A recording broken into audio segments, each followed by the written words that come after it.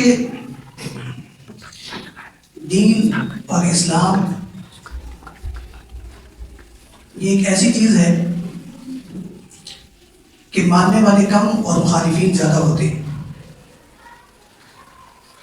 اور پھر اپنے رشتہ داروں میں بات کرنا، اپنے خاندان میں دین کی بات کرنا اور اپنے قوم قبیلے کے سامنے دین کی دعوت دینا، یہ اس سے بھی مشکل کام ہے، جن کے سامنے انسان کا بچپن، جوانی، حالات، معاملات اور اس کے ہر دن کی کارگزاری سامنے موجود ہوتی ہے، تو ان کے لیے کسی ایسے شخص کی بات کو سننا، سمجھنا، برداشت کرنا یہ بہت مشکل ہوتا ہے۔ لیکن چونکہ دین کی دعوت اور اسلام کی دعوت دیتے ہوئے آپ صلی اللہ علیہ وسلم کو آگے بھی مشکلات کا سامنا کرنا پڑنا ہے، اور آگے بھی بہت ساری مشکلات آپ کے سامنے آنی تھی، تو پھر ابتدا ہی مشکل سے کی گئی، اور پھر مشکل بھی وہ جو سب مشکلوں سے زیادہ مشکل ہے، یعنی اپنی بات سے اپنے خاندان والوں کو متاثر کرنا، یہ سب سے مشکل کام ہوتا ہے۔ اب اپنے گھر میں دین کی بات کریں گے تو بڑا بھائی اٹھ کے کہہ دے گا کہ ہمیں نہ سکھا، ہم تجھ سے زیادہ جانتے ہیں، تو نے 2-4 کتابیں پڑھ لی ہیں تو اب تو بڑا مولوی اور عالم مفتی بن کر ہمارے سامنے دین پیش کر رہا ہے۔ بہنیں نہیں مانیں گی، چچا تایا نہیں مانیں گے، ماموں نہیں مانیں گے، کیونکہ ہر کسی کی نظر میں اس فرد کی حیثیت یا تو بھائی کی ہوتی ہے، یا بیٹے کی ہوتی ہے، یا بھتیجے کی ہوگی، یا بھانجے کی ہوگی، تو وہ اس حیثیت میں اس بندے کو قبول ہی نہیں کرتے، اگر کر بھی لیں تو ان کی تعداد انتہائی تھوڑی ہوتی ہے۔ اس لیے سب سے مشکل کام جو ہے وہ اپنے گھر والوں کو دین کی دعوت دینا ہے، لیکن اللہ تعالیٰ نے سب سے پہلا حکم یہی نازل کیا کہ وَأَنذِرْ عَشِيرَتَكَ الْأَقْرَبِينَ، آپ سب سے پہلے اپنے گھر جائیں، اپنے خاندان میں جائیں، اپنے قبیلے والوں کو اکٹھا کریں اور ان کو دین کی دعوت دیں۔ چنانچہ رسول اللہ صلی اللہ علیہ وسلم نے اللہ تعالیٰ کے حکم کی تعمیل کرتے ہوئے ارادہ فرما لیا، تو آپ صلی اللہ علیہ وسلم جس خاندان سے تھے اس کا نام ہے بنو ہاشم۔ پھر بنو ہاشم سے آگے خاندان چلے ہیں، تو بنو ہاشم کے خاندان کی جس لڑی میں آپ صلی اللہ علیہ وسلم کو اللہ نے پیدا کیا اس کا نام بنو عبد المطلب ہے۔ تو رسول اللہ صلی اللہ علیہ وسلم نے صفا کی پہاڑی پہ کھڑے ہو کر اعلان فرمایا، یا صباحا، اے میرے خاندان والوں، اے میرے قبیلے والوں، میرے عزیز و اقارب اور رشتہ داروں، سب یہاں اکٹھے ہو جاؤ، مجھے تم سے کوئی بات کرنی ہے۔ اب اللہ کے نبی صلی اللہ علیہ وسلم جب یہ اعلان کیا اس چوٹی پہ کھڑے ہو کر، تو وہاں قریب قریب جتنے بھی گھر تھے جو آپ کے قبیلے والوں کے، آپ کے رشتہ داروں کے، خاندان والوں کے، تو وہ یہ بات سن کر فوراً اپنے گھروں سے نکلے، جو گلیوں میں تھے وہ گلیوں سے آ گئے، جو گھروں میں تھے وہ گھروں سے آ گئے، اور سب رسول اللہ صلی اللہ علیہ وسلم کے سامنے آ کر اکٹھے ہو گئے۔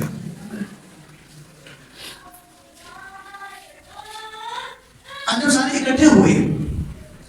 تو سب نے سوال کیا کہ خیر ہے، آج ایسی کون سی نوبت آ گئی کہ آپ نے اس طرح سے ہمیں پکارا اور ہمیں اکٹھا کیا؟ تو رسول اللہ صلی اللہ علیہ وسلم نے ارشاد فرمایا کہ اگر میں آپ کو اس وقت اس صفا پہاڑی پر کھڑے ہو کر اطلاع دو، یہ خبر دو کہ میرے عقب میں جو پیچھے پہاڑی ہے اس میں ایک بہت بڑا لشکر گھات لگا کر بیٹھا ہوا ہے اور وہ گھوڑ سوار ہیں، وہ اپنے سپہ سالار کا انتظار کر رہے ہیں کہ کب وہ ان کو حکم دے اور کب وہ آپ پر حملہ کرے۔ تو اگر میں آپ کو اپنی طرف سے ایسی کوئی خبر دوں، اطلاع دوں کہ ابھی جس پہاڑی پر میں کھڑا ہوں اسی کے پیچھے ایک لشکر آپ پر حملہ کرنے کے لیے تیار ہے، تو کیا آپ میری بات کی تصدیق کرو گے، مانو گے کہ میں سچ کہہ رہا ہوں؟ تو سب نے کہا کہ اس بات کا تو ہمیں بارہا تجربہ رہا ہے کہ آپ جو بھی کہتے ہیں وہ سچ ہی کہتے ہیں، ہم نے کبھی آپ کی زبان سے جھوٹ کہتے ہوئے سنا ہی نہیں ہے۔ تو جب ہمیں اس بات کا تجربہ ہے کہ آپ ہمیشہ سچ بات کرتے ہیں تو ابھی بھی ہم آپ کی بات کی تصدیق بھی کریں گے اور اس کو تسلیم بھی کریں گے، کیونکہ آپ سے ہم جھوٹ کا تصور ہی نہیں کرتے۔ یہ رسول اللہ صلی اللہ علیہ وسلم کا وہ کردار تھا کہ جس کے غیر بھی معترف تھے، اور ابھی ان کے سامنے آپ صلی اللہ علیہ وسلم نے اعلان نبوت نہیں کیا، قبل از اعلان نبوت ہی ان کے دل دماغ میں یہ بات پیوست تھی کہ رسول اللہ صلی اللہ علیہ وسلم کبھی بھی کسی حال میں جھوٹ نہیں بولیں گے۔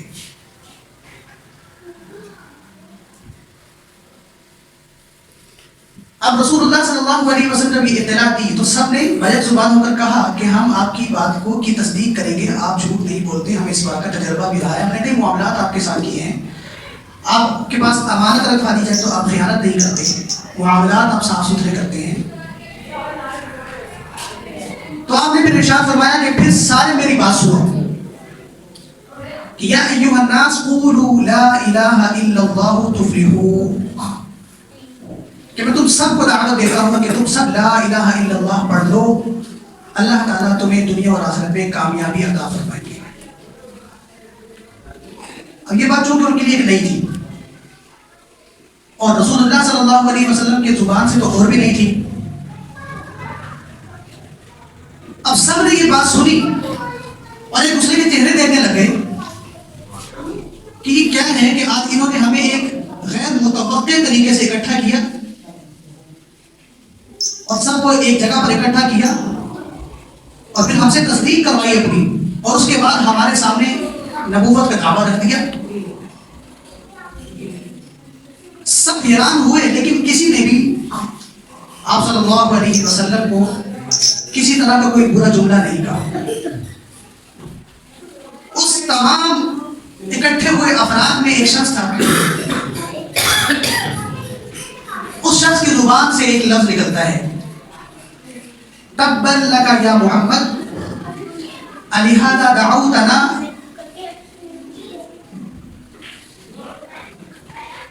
آپ کے لیے ہلاکت اور بربادی ہو، نعوذ باللہ، کیا آپ نے یہ بات کہنے کے لیے ہمیں یہاں پر اکٹھا کیا ہے؟ اور اس شخص کا نام ابو لہب تھا، ویسے اس کا نام تو عبد العزیٰ تھا اور یہ مشہور ابو لہب کے نام سے تھا۔ اب رسول اللہ صلی اللہ علیہ وسلم کی ذات اقدس کے لیے اتنے نازیبہ کلمات ایک شخص کی زبان سے نکلتے ہیں اور اس شخص کا رسول اللہ صلی اللہ علیہ وسلم کے ساتھ بھی تعلق کیا ہے، چچا اور بھتیجے کا، اور عرب کی روایات تھی کہ وہ اپنے قبیلے کے کسی بھی فرد کی مخالفت نہیں کرتے تھے، یہاں تک کہ اگر ان کے خاندان میں کوئی فرد ناحق ہے لیکن اس کے مقابلے میں کوئی دوسرا فرد ہے، دوسرا قبیلہ ہے، دوسرا خاندان ہے، تو پوری قوم اپنے خاندان کے فرد کا ساتھ دیتی تھی اگرچہ وہ ناحق ہوتا تھا۔ اور پھر جو بچہ یتیم ہو جائے، یعنی جس کا والد نہ رہے، والد اس کا فوت ہو جائے تو پھر اس کے چچا کو اور اس کے تائے کو ہی اس کا والد تصور کیا جاتا تھا، اور اس کے چچا یا اس کے تائے اس کی پرورش ایسے کرتے تھے جیسے سگا والد کرتا ہے، جیسا کہ ابو طالب نے رسول اللہ صلی اللہ علیہ وسلم کی کفالت کی. اور ایسے یتیم لوگوں کو بہت سپورٹ کرتے تھے، ان کے ساتھ بڑا تعاون کرتے تھے. تو اب سب لوگ حیران ہیں، چچا کی زبان سے ایسے الفاظ، وہ بھی یتیم بھتیجے کے لیے، جبکہ چچا والد کی حیثیت رکھتا ہے. اور ہمارے عرب کی روایات یہ ہیں کہ ہم تو آپس میں کسی فرد کے ساتھ مخالفت نہیں کرتے، چاہے جائے کہ ہمارا کوئی بھتیجا یا بھانجا یتیم ہو جائے تو اس کی مخالفت کیسے کریں. اب لوگوں کے دماغوں میں ایک شک پڑا کہ اگر چچا بھتیجے کی مخالفت کر رہا ہے تو یقیناً بھتیجے ہی کے اندر کوئی نوبے خرابی ہے. ایسا بھی ہوتا ہے نا، کہتے ہیں اس کا تو بھائی اس کے خلاف گواہی دے رہا ہے، اس کا تو والد اس کے خلاف گواہی دے رہا ہے، اس کا تو سگا چچا اس کے خلاف ہے. اگر اتنا قریبی رشتہ دار اس کی مخالفت کر رہا ہے تو یقیناً اس کے اندر کسی نہ کسی طرح کوئی فالٹ موجود ہے. یہ ایک دنیا کا نظریہ ہے، ایک دنیا کے تناظر میں یہ بات کی جاتی ہے، جبکہ یہ بات بھی قطعی ہے کہ آپ صلی اللہ علیہ وسلم کسی ناحق دعوت کو لے کر نہیں آئے تھے، بلکہ اپنی جانب اپنی دعوت پیش کر رہے تھے. اب جو اہل مسلمان تھے، اہل اسلام تھے، جو اس وقت مخفی طور پر جو دین قبول کر چکے تھے، کیونکہ اس سے پہلے اعلان نبوت ہوا نہیں تھا، اور یہی وہ وقت تھا کہ جس وقت اعلان نبوت پہلی مرتبہ کیا گیا اور علی اعلان کیا گیا. تو جو مسلمان تھے، جو دلوں کے اندر ایمان کو چھپائے بیٹھے تھے، وہ بھی وہاں پر موجود تھے. تو یہ جو جملہ تھا اس کا ابو لہب کا، یہ ان کو بہت سخت ناگوار گزرا کہ اللہ کے نبی کے لیے ایسی بدزبانی اور ایسے الفاظ اور اس قسم کی بددعا. لیکن اب چونکہ ان کو حکم یہ تھا کہ آپ نے اسلام کو ظاہر نہیں کرنا، اگر وہ جواب دیتے تو اپنا اسلام ظاہر ہو جاتا. تو اب ہوا کیا کہ یہاں سے اعلان نبوت علی اعلان ہو گیا. اللہ تبارک و تعالیٰ نے ابو لہب کے بارے میں ایک سورت نازل فرمائی جس کو سورۃ اللہب کہا جاتا ہے. اس نے کہا تھا تبت لک یا محمد، ہلاک ہو جائیں آپ، نعوذ باللہ، بربادی ہو آپ کے لیے. پھر اس نے اپنے الفاظ میں یہ کہا نا، تو انہی الفاظ کو اللہ تعالیٰ نے ابو لہب کی طرف لوٹاتے ہوئے ارشاد فرمایا تبت یدا ابی لہب وتب. ہلاکت رسول اللہ کا مقدر نہیں، ہلاکت رسول اللہ کی ہلاکت چاہنے والوں کا مقدر ہے.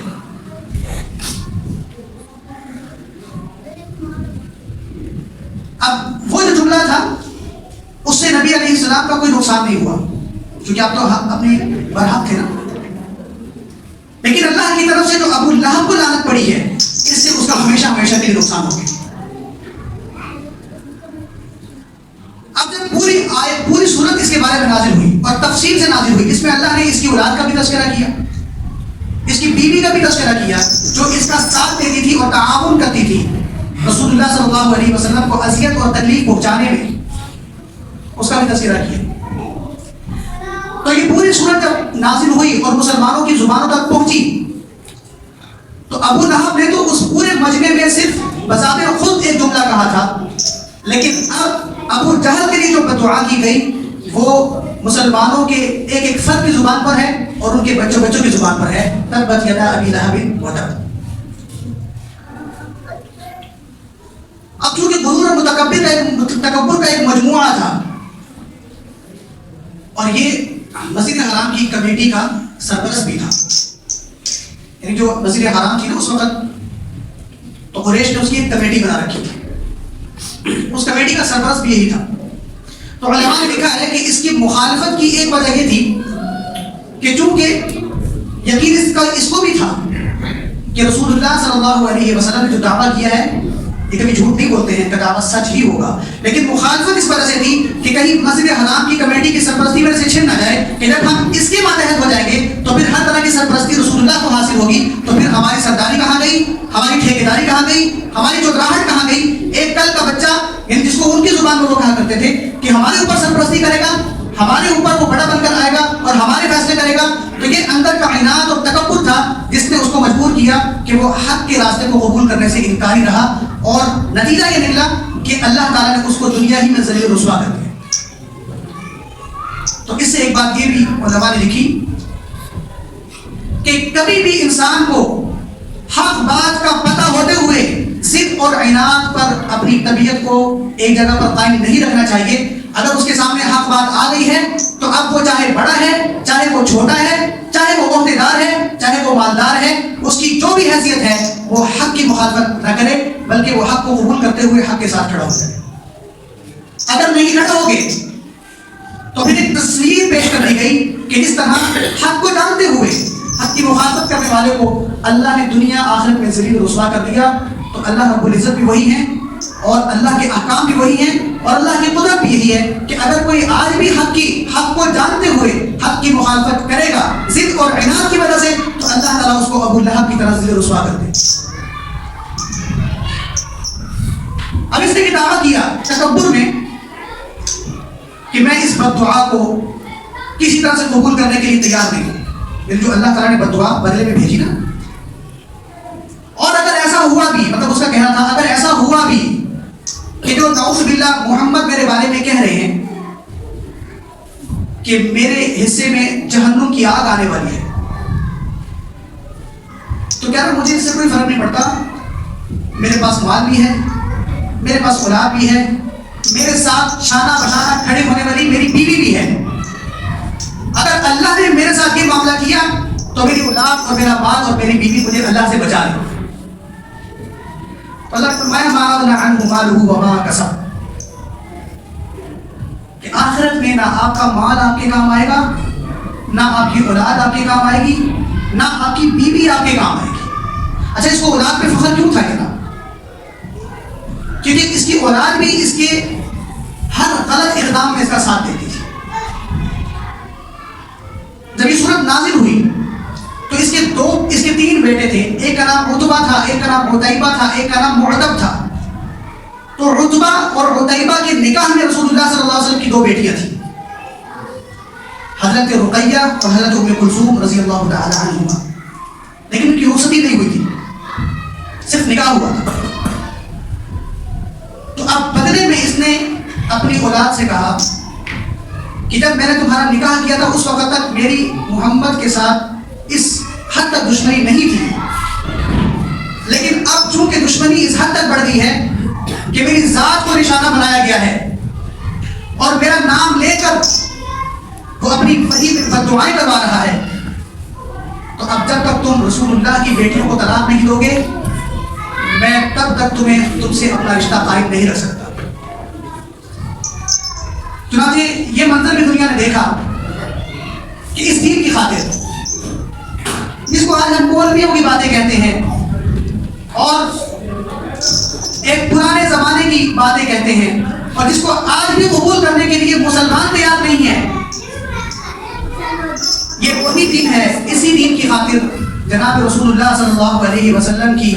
دونوں صاحبزادیوں کو قبل رخصتی اس کے دونوں بیٹوں نے طلاق دی۔ کیا کوئی والد یہ صدمہ برداشت کر سکتا ہے کہ اس کی بیٹیاں ہوں، جوان بیٹیاں ہوں، اور رخصتی سے قبل ہی اس کے داماد گھر میں آ کر اس کے دروازے پر اس کی بیٹیوں کو طلاق دے دیں؟ کیا یہ برداشت ہو سکتا ہے آپ کی کسی سے؟ انسان تو مرنے پر آ جاتا ہے، قتل و غارت ہو جاتی ہے، فسادات ہو جاتے ہیں، خاندان کے خاندان الٹ جاتے ہیں۔ طلاق تو دور کی بات ہے، میری بیٹی کو اگر میرا داماد اگر اس کے گھر میں بھی اگر اس کے ساتھ کوئی بری حرکت کرتا ہے، تکلیف دیتا ہے، اذیت دیتا ہے، تب بھی بحیثیت والد میں اس چیز کو برداشت نہیں کرتا۔ لیکن میرے نبی نے اس بات کو برداشت کیا، کیوں کیا؟ دین کی خاطر کیا۔ اسلام کی دعوت کی خاطر کیا کہ کوئی بات نہیں، اگر اللہ تبارک و تعالی دین کی دعوت کی خاطر مجھے اس آزمائش میں مبتلا کرنا چاہتے ہیں تو میں اللہ کی رضا کی خاطر اس آزمائش کو قبول کرتا ہوں۔ اور اس میں سے ایک بیٹا جو تھا جس کا نام حذیفہ تھا، وہ اس قدر آگے بڑھ گیا کہ اس نے نعوذ باللہ آپ صلی اللہ علیہ وسلم کی بیٹی کو طلاق بھی دی اور رسول اللہ صلی اللہ علیہ وسلم کے رخ انور پر تھوکنے کی بھی کوشش کی۔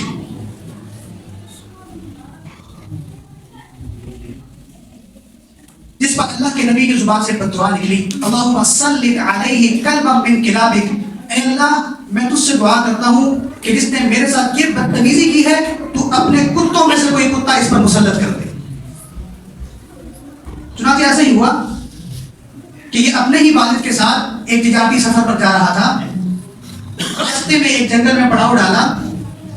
اب جب جنگل میں رات میں انہوں نے پڑاؤ ڈالا تو ابو لہب نے اپنے بیٹے کو کہا تجھے رسول اللہ کی بد دعا یاد ہے کہ نہیں یاد؟ تو اس نے کہا ابو جی آپ کیوں گھبرا رہے ہو؟ کہا ہمیں اس بات کا یقین ہے کہ رسول اللہ صلی اللہ علیہ وسلم کبھی بھی جھوٹ نہیں بولتے، ہمارا اختلاف ذاتیات کا ہے، ضد اور عناد کا ہے، لہذا تجھے اس جنگل میں بڑی حفاظت کے ساتھ رہنا پڑے گا۔ اب ہوا کیا کہ پورا لشکر ارد گرد سویا ہے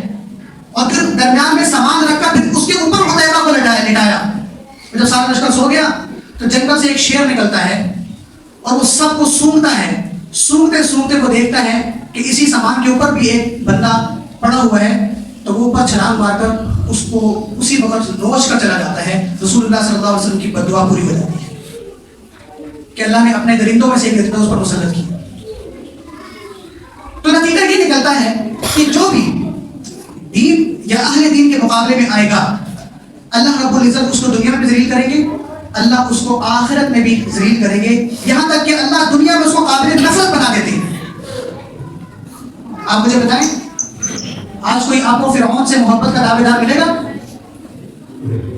کوئی یہ کہتا ہوا نظر آئے گا کہ مجھے فرعون سے بڑی محبت ہے،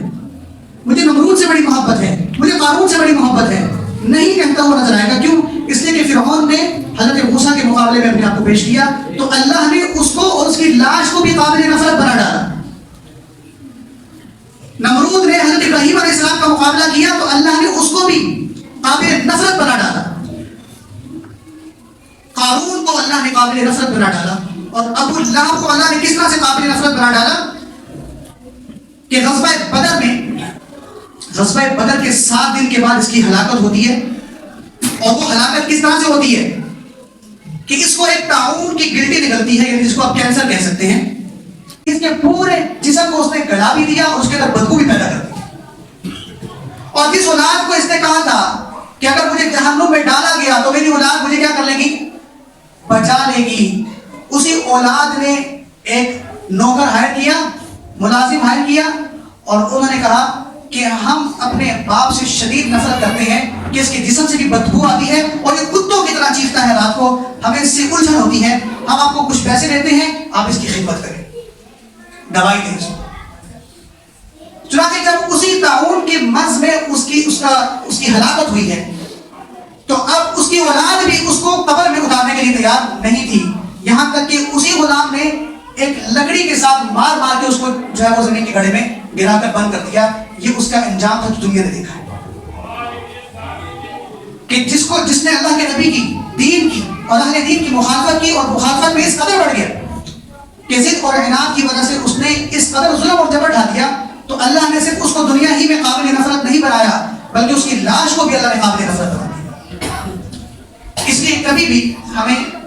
دین یا اہل دین کے مقابلے میں اپنے آپ کو نہیں کھڑا کرنا چاہیے، چپ جانا چاہیے ہمیشہ۔ اگر ہمیں صحیح غلط کی پہچان نہیں ہے لیکن ہمارے سامنے یہ تصویر آ گئی کہ اس کی نسبت دین کے ساتھ ہے یا دینداروں کے ساتھ ہے، اب وہ صحیح ہے یا غلط ہے اس کا فیصلہ بھی ہم نہیں کر سکتے، تو پھر ہمیں اس کے خلاف اپنی زبانوں کو نہیں استعمال کرنا چاہیے، ہمیں خاموش رہنا چاہیے۔ بڑے افسوس کے ساتھ میں آج کہوں گا کہ یہ کلچر آج ہمارے نوجوانوں کو بھی پایا جاتا ہے کہ ہمیں دین سے اور دینداروں سے ایک طرح کی نفرت آج ہمارے اندر کہیں نہ کہیں پائی جاتی ہے، اور ان سے دوری ہماری ایک اس وجہ سے بھی ہے کہ ہم ان کو اس دنیا کا حصہ نہیں سمجھتے. ہم ان کے پرانے زمانے کے کوئی لوگ سمجھتے ہیں کہ وہ فقط جو ہے وہ درویشی کی دعوت دیتے ہیں, فقط وہ ایک کونے میں بیٹھنے کی دعوت دیتے ہیں. ہم ان کو دنیا سے لینا دینا کچھ نہیں سمجھتے, اور کبھی ہمارا ان کے ساتھ مکالمہ ہو, گفتگو ہو, تو ہم ان کو ان کی تحقیر کرتے ہیں, تذلیل کرتے ہوئے نظر آتے ہیں. اس بات سے ہمیں بچنا چاہیے. جس کی نسبت بھی دین کے ساتھ ہے یا دینداری کے ساتھ ہے, پوری مسلمانوں کو جس طرح بھی ہے, وہ چاہے وہ چھوٹا ہے چاہے وہ بڑا ہے, اگر کسی کی نسبت دین کے ساتھ جڑی ہوئی ہے تو مسلمان کو چاہیے کہ وہ اس کا احترام کرے. اگر اس کے ذہن میں یہ ڈاؤٹ ہے کہ یار یہ غلط ہے یا یہ صحیح ہے, لیکن اس کا فیصلہ وہ خود نہیں کر سکتا, تو پھر اس کو زبان کو کیا رکھنا چاہیے, خاموش رکھنا چاہیے. کیونکہ کوئی پتہ نہیں کہ اللہ کو اگر ہماری ذرا سی بات ناپسند گزری تو کیا پتا کہ اللہ اس کے انجام میں ہمیں کس بربادی اور ہلاکت میں مبتلا کر دے, ہم تصور نہیں کر سکتے. تو اس پوری صورت میں اللہ رب العزت نے پوری امت کو, دنیا کو ایک پیغام دیا کہ کبھی بھی اپنے آپ کو دین والے دین کے مقابلے میں لا کر کھڑا نہیں کرنا چاہیے, ورنہ انجام تمہارا ابو لہب جیسا ہوگا. اللہ رب العزت ہمیں سمجھنے کی توفیق عطا فرمائے.